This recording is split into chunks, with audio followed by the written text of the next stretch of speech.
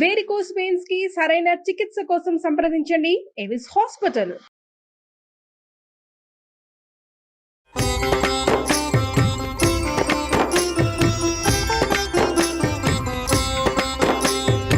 నమస్కారం.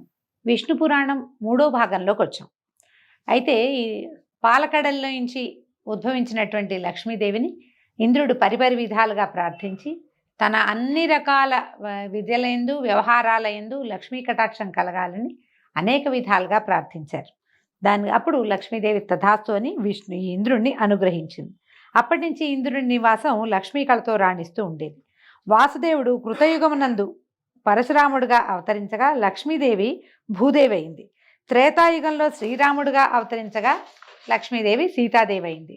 ద్వాపరయుగంలో కృష్ణావతారుడు కాగా ఆ దేవి రుక్మిణీదేవి అయింది. కలియుగంలో సూర్యరూపుడు కాగా ఆమె పద్మిని అయింది.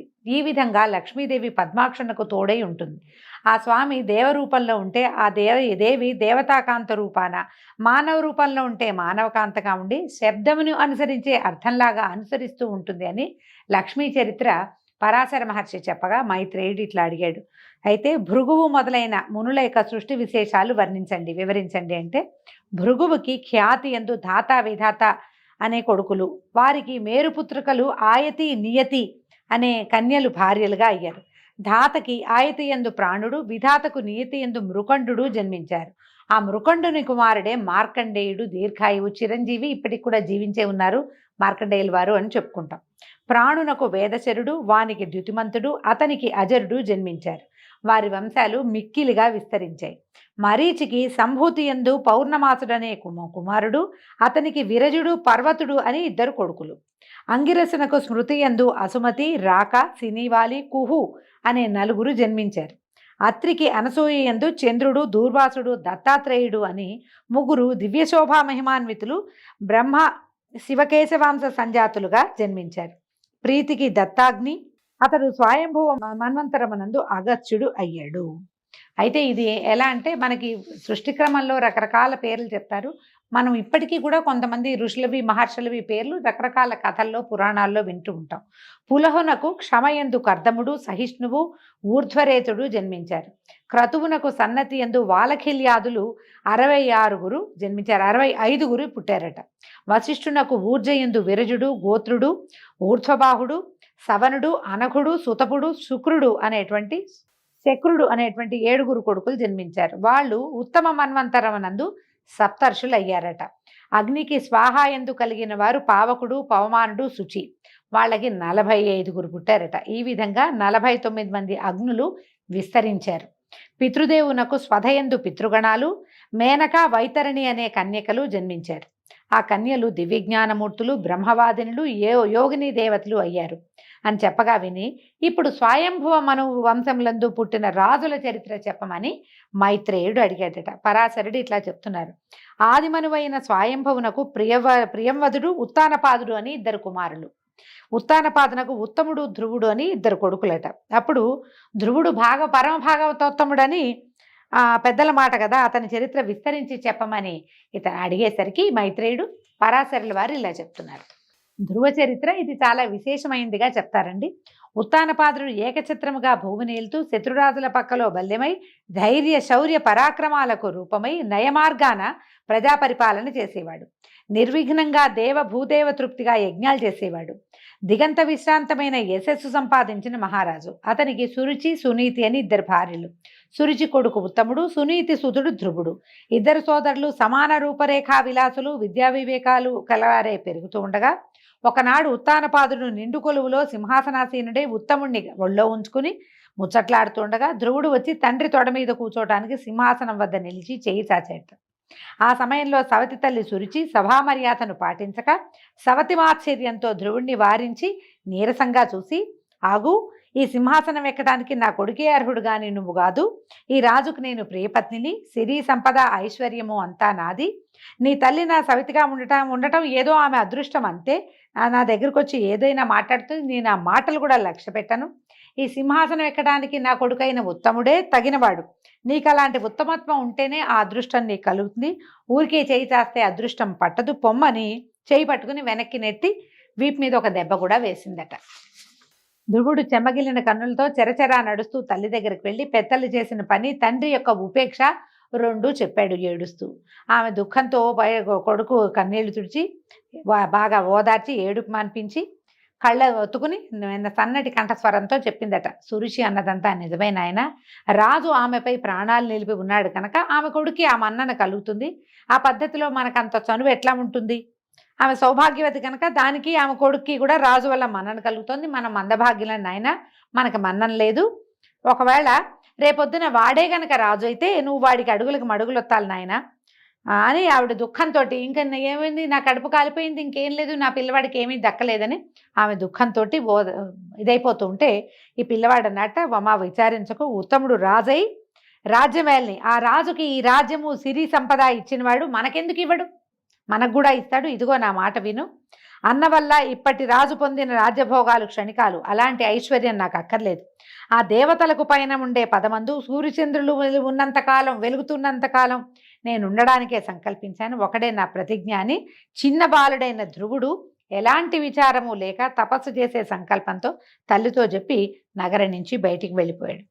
నగరం వెడలి సమీపాన ఉన్న ఉద్యానవనంలో కృష్ణాజినంపై ఆసీనులై ఉన్నటువంటి సప్తర్షులను చూసి నమస్కరిస్తే వాళ్ళు ఇలా చెప్పారట, నువ్వు ఎక్కడి నుంచి వస్తున్నావు, ఎవరు నువ్వు, నీ పేరేమిటి, ఒంటరిగా ఎందుకు వచ్చావు నాయన, చిన్ని బాలకుడివి నువ్వు అని అడిగితే, నేను ఉత్తానపాదుడనే రాజు కొడుకును, నా పేరు ధ్రువుడు, తపస్సు చేయాలని ఇలా వచ్చాను, నా పూర్వపుణ్య ఫలం వల్ల మీ దర్శనమైందని చెప్పగా విని ఆశ్చర్యపోయి, అయ్యా బాలకుడివి, ఇలా రాజభోగాలు విడిచి తపశ్చర్యకి నిశ్చయించుకోవటం ఏమిటి, ఎందుకు కారణం, నిండా 5 ఏళ్ళు కూడా లేవు నీకు, సుకుమార మోహనాకారం కలిగి ఉన్నావు, లవలేశమైన రోగబాధ అయినా ఉన్నట్టు లేదు, తల్లిదండ్రులు సజీవులై ఉన్నవాడివి, ఇలాంటి నువ్వు కష్టసాధ్యమైన తపస్సుకి ఎందుకు దిగావు, ఇలాంటి చిన్నతనపు బుద్ధిని విడిచి తిరిగి పొమ్మంటే అప్పుడు ధ్రువుడు దుఃఖంతో సవతి తల్లి అన్న మాటలు, తండ్రి ఉపేక్ష, తల్లి విచారము, తన ప్రతిజ్ఞ చెప్పి తిరిగిపోయేది లేదు, దయచేసి నా సంకల్పం సఫలమయ్యేటట్టుగా మార్గోపదేశం చేయమంటే వాళ్ళలో వాళ్ళు ఇలా మాట్లాడుకున్నారట.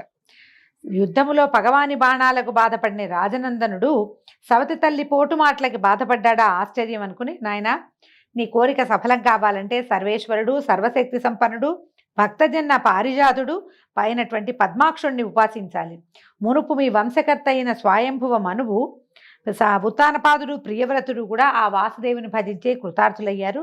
మా వంటి మునులు కూడా లక్ష్మీకాంతునే ఉపాసించి అందరికీ సమ్మానులుగా అయ్యాము. కాబట్టి నువ్వు కూడా ఆ లక్ష్మీనారాయణునే సేవించు, ఆరాధించు అని ద్వాదశాక్షర మంత్రాన్ని ఉపదేశించి తపస్సు చేసే పద్ధతి చెప్పి కృతార్థుడి వగుదుగాక అని దీవించి ఆశీర్వదించారు. మనం భాగవతంలోండి ఈ మా వాసుదేవ మంత్రాన్ని నారదుడు ఉపదేశించాడని తెలుసుకుంటామండి.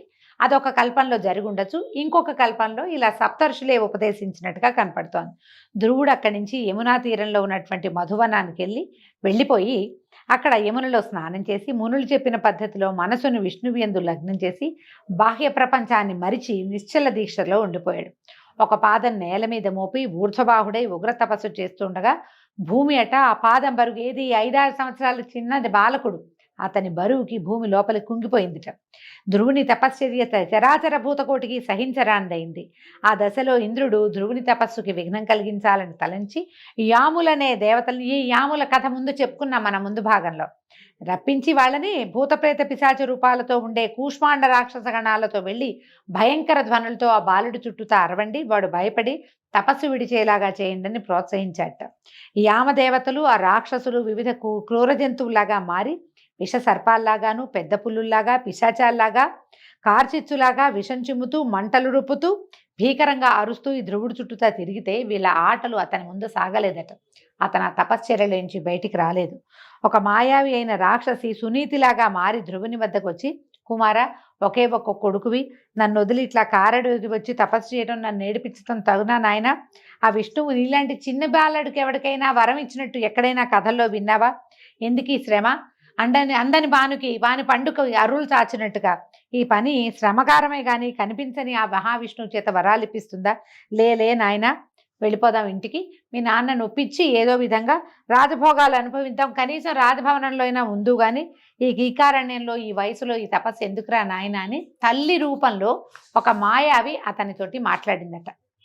పైగా ముద్దు మాటలతో తల్లిదండ్రులను సంతోషపెట్టడం, యుక్త వయసు వచ్చాక చక్కని చుక్కలాంటి కన్నెను పెళ్లాడి ఆనందంగా జీవించడం, వయసు ముదిరాక అడవికి వచ్చి తపస్సు చేయడం లోకధర్మం కాదా నాయన? ఇలా చిన్న కాలంలో చిన్న వయసులోనే పసితనంలో తపస్సు చేయటం ఏమిటి? అదేదో అన్నదని అలిగి వచ్చావు నాయన, ఇది వద్దురా వద్దురా, నీకు పట్టాభిషేకం చేస్తాడు మీ నాన్న అని ఇంకా ఏవేవో మాటలు అనమాట. ఎన్నో చెప్పి ఎన్నో నోములు నోచి కన్నాను, ఇలా నా కడుపు కాల్చకు నాయన, నువ్వు ఇలా ఎండలో వానలో ఉండొద్దు అని ఎన్నో రకాల బతిమలాడి చివరికి ఏమంటారు ఎమోషనల్ బ్లాక్మెయిల్ కూడా, నువ్వు ఇలాగైతే ఇక్కడే ఉన్నావంటే నీ ముందే ప్రాణాలు విడుస్తానని ఎన్ని మాయ మాటలు చెప్పినా ఆ పిల్లవాడి చెవిలోకి ఎక్కలేదట. వాడి మనసు మాత్రం విష్ణుమూర్తి మీదే లగ్నమైంది. బాహ్య ప్రవృత్తే ఎరక్కుండా రాతి బొమ్మలాగా ఉండిపోయేట, కదల్లా మెదల్లా. భయంకరాకారులైన రాక్షసులు వచ్చి అతన్ని బెదిరించడానికి ఎంతో ప్రయత్నం చేశాట. ఎంత అరిచినా కేకలు పెట్టినా ఏం చేసినా అందులోంచి బయటపడలేదు.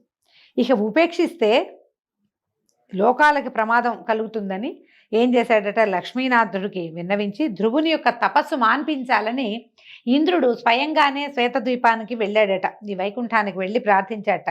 లోకేశ్వర, ఉత్తానపాదుడనే రాజు కొడుకు ధ్రువుడు నీ యందు భక్తి కలిగిన వాడు, 5-6 ఏండ్ల పసిప్రాయం వాడు, ఇంతవరకు అలాంటి దీక్షతో ఎవరూ చేయని ఇలాంటి తపస్సు చేస్తున్నాడు. మాన్పించాలని ఎంతో ప్రయత్నం చేశాను కానీ ఫలించలేదు. నిన్ను మెప్పించి నా స్థానం పొందుతాడో, సూర్యస్థానం కొడతాడో, చంద్రస్థానం ఆక్రమిస్తాడో, ఏ దిక్పాలకత్వం కోరి అతను ఇంత తపస్సు చేస్తున్నాడో తెలియట్లేదు తండ్రి అని బెదురుతూ చెప్పేసరికి శ్రీకాంతుడు నవ్వుతూ ఇట్లా అన్నాడట, మహేంద్ర భయపడద్దు, ఆ బాలుడి కోరిక నాకు తెలుసు, మీ స్థానాలేవి కోరడు. ఆ కోరికను నేను నెరవేర్చి తపస్సు మాన్పిస్తాను, నువ్వు నిర్భయంగా ఉండమని ఇంద్రుని పంపించి ధ్రువుని దగ్గరికి వచ్చి పిల్లవాడికి కనపడ్డాడట. కుమారా, నీ తపస్సుకు మెచ్చా, వరం కోరుకోమంటే ధ్రువుడు కళ్ళు తెరిచి నీలగాత్రుని లక్ష్మీ కళత్రుని చూసి చప్పున లేచి సాష్టాంగంగా నమస్కారం చేసి చేతులు జోడించి ఆనందాతిరేకంతో చాలాసేపు మైమరిచిపోయి అట్లా దిగ్భ్రమతోటి ఉండిపోయాడట. క్రమంగా స్మృతి చెంది గద్గద స్వరంతో, తండ్రి నీ దివ్య రూపం చూసి మైమరిచాను, ప్రార్థించాలంటే మాటే రాకుండా ఉంది, నాకు వాక్శక్తిని ముందు ప్రసాదించంటే అప్పుడు ఏం చేశాడట, విష్ణువు తన చేతిలో ఉన్న శంఖాన్ని, ఏం శంఖం అండి, విష్ణుమూర్తి శంఖం పేరేమిటండి, పాంచజన్యం. ఆ పాంచజన్య శంఖాన్ని అతన్ని శిరస్సు మీద ఉంచాడట. ఉంచేసరికల్లా ఈ ధ్రువుడు సొంపైన వాక్కుతోటి నింపైన మనసుతోటి భాషిస్తూ శ్రీపతిని అనేక విధాలుగా స్తుతించాడు. ధ్రువకృత విష్ణు స్తుతి ఎన్నో రకాలుగా ప్రార్థించాడు. ఇదిగో ఆవు నుంచి పాలు పితికి ఆ పాల నుంచి నెయ్యి తీసి దానిని ఆ ఆవుకే సమర్పించినట్టుగా నీ నుంచి వాక్కును పొంది ఆ వాక్కునే సంస్కృతిగా నీకు సమర్పిస్తే ఆనందిస్తావయ్యా, నువ్విచ్చిన వాక్కుతోటే నిన్ను నేను స్తుతిస్తున్నాను, నీ నటన బహు విచిత్రము, నీలాంటి వాడివి నువ్వేనన్నాడు అని అనేక విధాలుగా స్తుతించగా సంతోషించి శ్రీకాంతుడు నీ ఆరాధనకి స్తుతికి సంతోషించాను, నా దర్శనం వృధా కాదు నాయన, ఏదైనా కోరుకో వరం ఇస్తానంటే అప్పుడు ధ్రువుడు అడిగాడట, అన్ని ప్రాణుల యందు సర్వాంతర్యామి అయి ఉండేటువంటి సర్వేశ్వరుడివి, సర్వజ్ఞుడివి, నీకు నా కోరిక చెప్పడం సముచితమా? అయినా కూడా నీ ఆజ్ఞను అనుసరించి మనవి చేస్తున్నాను, చిత్తగించు. నా తండ్రి కొలువులో గద్దెపై ఉండగా నేను వెళ్ళి తండ్రి ఆసనము మీదకి చేయి తాతగా నా సవతి తల్లి వారించి అక్కడ కూర్చోడానికి నా కొడుకే అర్హుడు కానీ నువ్వు కాదు పో అన్నది. ఆ మాటకి కించపడి లోకేశ్వరుడు అయిన నీ వల్ల అత్యున్నతమైన దివ్య పదాన్ని పొందాలని ప్రార్థించి ఇలా వచ్చి నేను ఆరాధించాను, కాబట్టి నా దీక్ష సఫలం చేయవలసిందిగా వేడుతున్నాను నాయన, అదే నేను కోరే వరమని అడిగాడు. ఈయన కరుణారసభరిత హృదయుడైనటువంటి విష్ణుమూర్తి, రాకుమార, పూర్వజన్మమున నువ్వు ఒక బ్రాహ్మణుడువు, వేదశాస్త్రాలు చదివి కులాచారం తప్పక తల్లిదండ్రుల్ని అతిభక్తితో సేవిస్తూ జపాదులతో నన్ను ఉపాసిస్తూ నన్ను మనసు యందే ఉంచి ప్రవర్తించేవాడివి. అలాంటి నువ్వు ఒక రాజుడికి మిత్రుడివై అతని వైభవంతో సమాన వైభవం కల ప్రభుత్వం కోరి ఈ జన్మలో రాజనందనుడివై జన్మించావు. బాలుడివై ఉన్నా మాకు నచ్చిన భక్తుడివై ఎనలేని దీక్షతో తపస్సు చేసి మహాపుణ్యుడివయ్యావు. నీ కోరిక నెరవేరేటట్టుగా వరమిస్తున్నాను విను. దేవతలకు, గ్రహాలకు, నక్షత్ర తారాగణములకు పైన ధ్రువస్థానం ఉన్నది, అది నీకిస్తున్నాను. ఆ దివ్య పదమందు నీ తల్లితో నక్షత్ర రూపాన కల్పాంతం వరకు ఉండగలవు. కల్పాంతమందు నీకు మోక్షం ఇస్తానని ఆనందంగా పలికి మహావిష్ణువు అంతర్హితుడయ్యాడట. ఆ సమయమందు సుర నర కిన్నర సిద్ధ సాధ్యాదులు స్తుతించుతూ ఉండగా తల్లితో దివ్య విమానారూఢుడైనటువంటి ధ్రువుడు పై స్థానానికి వెళ్ళాడు. మనము రాజ్యం చేసిన తర్వాత వెళ్ళాడని కొన్ని కథల్లో వింటుంటాం. విష్ణు పురాణం ప్రకారము అతను అప్పుడే తన తల్లితో సహా విష్ణు పదాన్ని దివ్య పదము అయినటువంటి ధ్రువ స్థానాన్ని చేరాడని. ధ్రువము అంటే శాశ్వతమైనది అని అర్థం అండి. ఆ పదవిని పొందాడట. ముందు సూర్యమండలమునకు, తర్వాత చంద్ర, నక్షత్ర, బుధ, అంగారక, శుక్ర, బృహస్పతి, శనేశ్వరుల మండలాలకి వెళ్ళి వారి మన్ననలను పొంది సప్తర్షి మండలాన్ని దర్శించాడు. వారి అనుగ్రహంతో ధ్రువస్థానానికి చేరి అక్కడ మహాభాగ్యంతో లోకాలకు తలకట్టై నేటికి సకల జనమాననీయుడై విరాజిల్లుతూ ఉన్నాడు. ధ్రువ నక్షత్రం మనకి కనపడుతుంది, శాశ్వతమైనదన్నమాట ధ్రువపదం. ఈ ధ్రువ చరిత్ర వినినవారు, చదివినవారు, వినిపించిన వారు యశస్ఫూర్తితో సకల సకుటుంబంగా సుస్థిర నివాసులై శ్రీమంతులై రాణిస్తారు.